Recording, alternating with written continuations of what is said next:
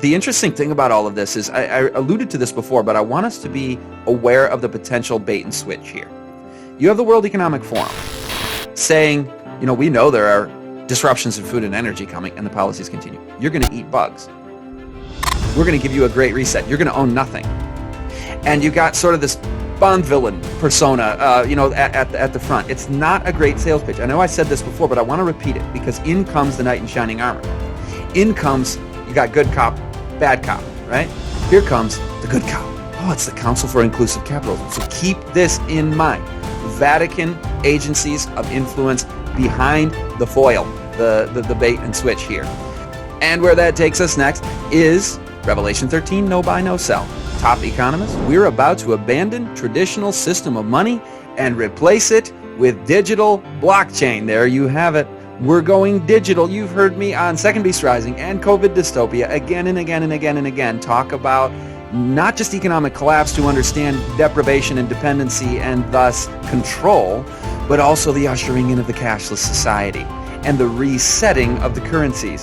They're announcing it from the... Good afternoon, everybody, and welcome to the section on resetting digital currencies. The World Government Summit. Same group of people. We're going to have the traditional system of money replaced.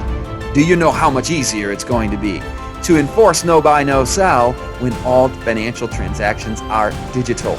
Central bank digital currencies are coming. What will the consequences be?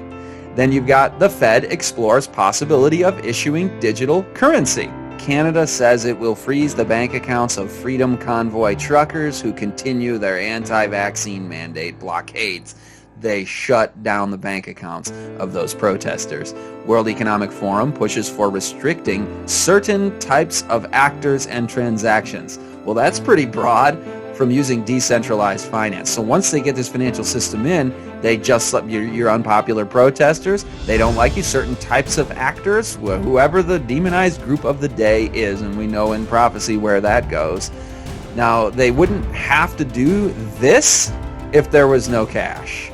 They were running the banks in China, and China had to deploy tanks to protect banks from angry citizens seeking to withdraw their cash. So people are looking at that going, why are we still in this analog, populist, independence-driven, noble self-reliance model of personal finance where you can have your money? I'm imagining what the thoughts of globalist elite controllers who are Revelation 13 fulfillers must be thinking. We have to bring out tanks to keep people from, let's just get rid of the cash already. This will be sold and propagandized, but at the end of the day, it'll be, are you in or are you out? Are you going to be, bartering and almost Amish, or do you want to take part in society? There's going to be that bifurcation, not only with our digital and biological identities that are fused in the fourth industrial revolution and the AI revolution, where we are upgrading humans, human 2.0, and you've got those who are left behind who are insistent and resistant to this system and insisting on their own humanity and staying human. And so there's going to be that caste system, as Harari called it, but also financially. I mean, that's going to be the biggest incentive to push people into the New World Order, the Great Reset, the whole conglomeration. Jesus invites us, lift up your heads, for your redemption draweth nigh.